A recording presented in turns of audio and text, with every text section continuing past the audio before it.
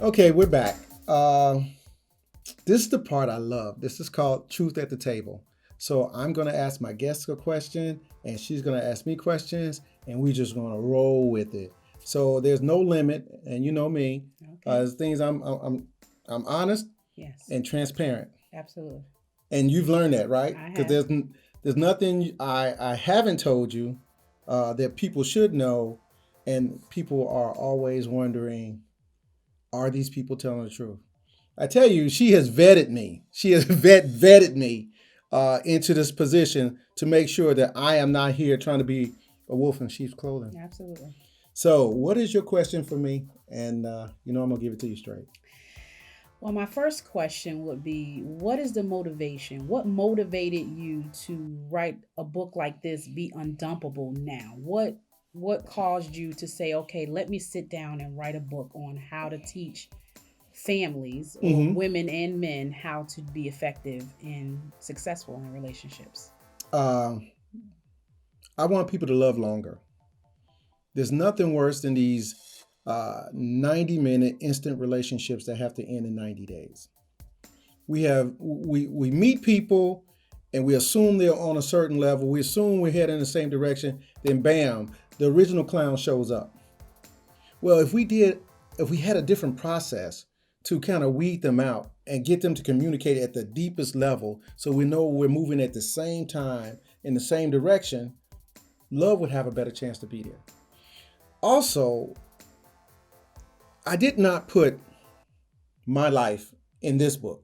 I put my life in the other books because I don't want people to go through what I went through. So I didn't want to bog this book down with it. But if you look at my other books, I Am My Own Dad, When You Wake Up, The Living Solution, and 75% Man, those are me. But this is for everybody. And I know what love feels like. I've been there before. The worst thing about love is forcing to stop loving somebody. You say, I made a choice. This is where I'm going to be at. And I just want to live and love as long as I can. But if you don't protect that timeline that you believe in, then it will end under 90 days or sometimes sooner. Sometimes sooner. So what do you say are some of the most common things or common errors that people, men and women, make when it comes to a dating relationship? Terminology. They're never on the same page. I'm dating you. Dating to her means you are in a committed relationship. But he's like, dating, I am single, but I'm going out with you now. And I think that people say dating is sexual, but dating is not sexual until it becomes sexual. So if I'm dating you, I'm dating. I get to date who I want. That's why you're single. If you commit to somebody, then you're in a relationship. But the terminology is always, because if you listen to what he has to say and you talk to her separate, then you'll know they was on two different pages. So that is the very first thing they get wrong is they don't say, what do you mean? What do you mean when you say that? You know what I'm saying? Yeah. Yeah. And then they say, you know what I'm saying? No, I don't know what you're saying, but I'm asking, what are you saying? So I know that we're on the same page. So that's probably terminology. It's interesting you said that because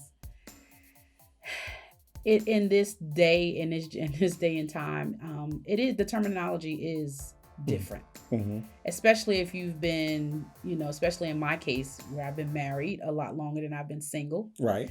And so getting back into the dating world, they're understanding the different terminologies where, like you said, one person, my understanding from when I first started in this whole relationship thing was, I was telling a friend of mine, I said, back in the day, when you actually I don't know if we actually used the term dating. Right. It was We're more too so young. boyfriend and girlfriend. Absolutely. You too like young to me, date. I like you, we go together. Circle here and here. Yeah. And so nowadays there is a lot of terminology. I was like shocked because you can have some people say we're dating. No, we're actually dating. We're talking. We're who? Well, what exactly does that mean? I think you need to do a class. Actually, I do have one. Really? Yes, I am not giving it all away in these interviews. I actually have a whole seminar that we get to break this all down, that we're all on the same page. I think that'd be It's awesome. it's already there, already been tested. Yeah. Yeah, see what you said. I already had the material and I'm just sitting on it. What are you going to do? We're going to move forward. So hold your seats, because it's going to be great. This journey together is going to be great. It's going to be powerful. Yes. I love that word powerful, right? Yes. Yeah, okay, that's right. It's going to be powerful for you. Do you have another question? I was letting you finish it before I actually ask the next question. You can finish. No, we're good. Oh, okay. We're good. So you said in your book, which I think was really awesome, was you talked about, and we talked about it in the interim of the break, you talked about the art of friendship. Yes. And you said that it's just as important and allows you to practice everything you want to apply in your love relationship minus sex.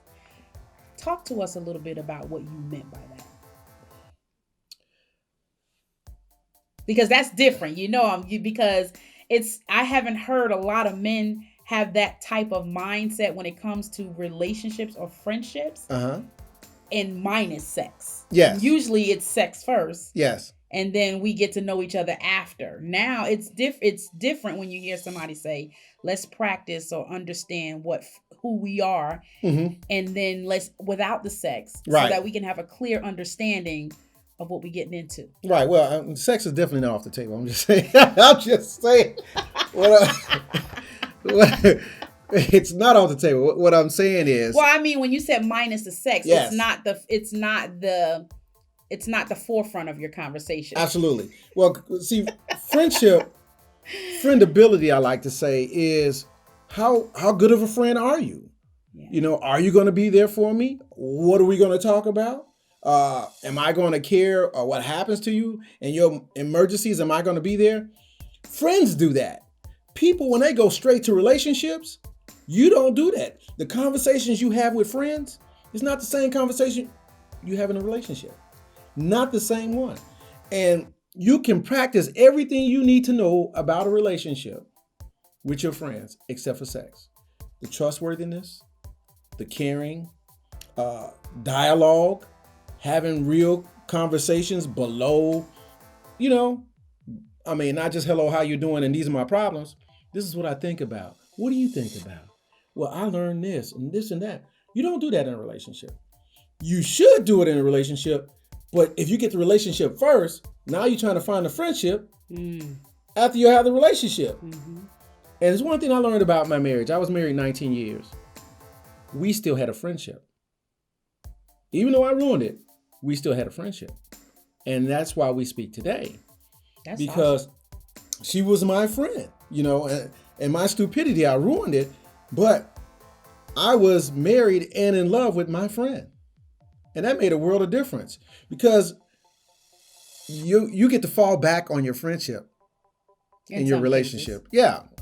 Because that'll be the ground. Matter of fact, this is it. This is the ground level. And then you can build on top of your friendship. So the friend zone it's been getting a bad name, because you should meet people, watch people, engage people, then date them. If we can pause it in between and do that,